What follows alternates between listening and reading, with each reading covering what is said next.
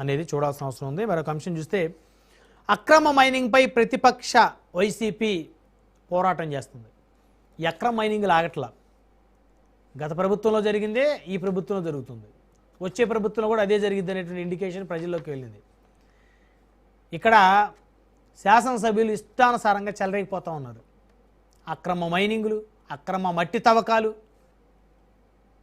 నిన్న రాత్రి అక్రమంగా మట్టి తరలిస్తున్నటువంటి ఒక వాహనం వల్ల సత్తెనపల్లి నియోజకవర్గం కుంకలగుంటలో ఓ వ్యక్తి ప్రాణాలే కోల్పోయాడు. అంటే వీటిని అరికట్టే పరిస్థితి లేదు వ్యవస్థల్లో. అధికారులు చోద్యం చూస్తున్నారు, కూటమి పార్టీల పెద్దలు చోద్యం చూస్తూ ఉన్నారు. గత 5 ఏళ్ళు వైఎస్ఆర్ కాంగ్రెస్ పార్టీ మీద కూటమి ప్రభుత్వం, కూటమి పెద్దలు ఫైట్ చేశారు. రిషికొండని చెక్కేశారు, కొట్టేశారు, గుండు కొట్టేశారు రిషికొండకని. మరి ఇప్పుడు వైకాపా మైనింగ్ విషయంలో పోరాటం చేస్తూ ఉన్నారు పెద్ద ఎత్తున. మైనింగ్ చాలా దారుణంగా చేస్తున్నారని అనకాపల్లి జిల్లా చెలో పంచదారులకు కూడా వైసీపీ పిలుపునిచ్చింది.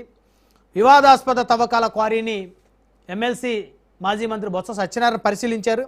ఏపీలో అక్రమాలు, దౌర్జన్యాలు ప్రజలకు చూపేందుకే పంచదారలు వచ్చామన్నారు బొత్స. పంచదారలు అంటే కొంత పవిత్ర క్షేత్రంగా కాస్త పేరుంది.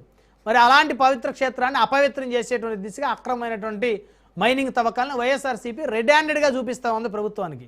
నిజంగా అంటే పర్మిషన్లతో మైనింగ్ చేస్తున్నారా, పర్మిషన్లో నిబంధనలను ఉల్లంఘించి మైనింగ్ చేస్తారా అనేది మైన్స్ మినిస్టర్ రెస్పాండ్ అవ్వాలి. సో రాష్ట్రంలో అరాచక పాలన సాగుతుందంటూ వైఎస్ఆర్సీపీ ధ్వజమెత్తుతూ ఉంది. అంశాలన్నీ చర్చిద్దాం. ఇదే వాళ్ళ పవర్ డిబేట్, పొలిటికల్ హీట్. ఈ డిబేట్లో డిబేట్ మనం కంటిన్యూ చేసే ముందు డిబేట్లో ఒక షార్ట్ బ్రేక్ తీసుకుందాం. బ్రేక్ తర్వాత మళ్ళీ డిబేట్ కంటిన్యూ చేద్దాం. చూస్తూనే ఉండండి రాజ్ న్యూస్.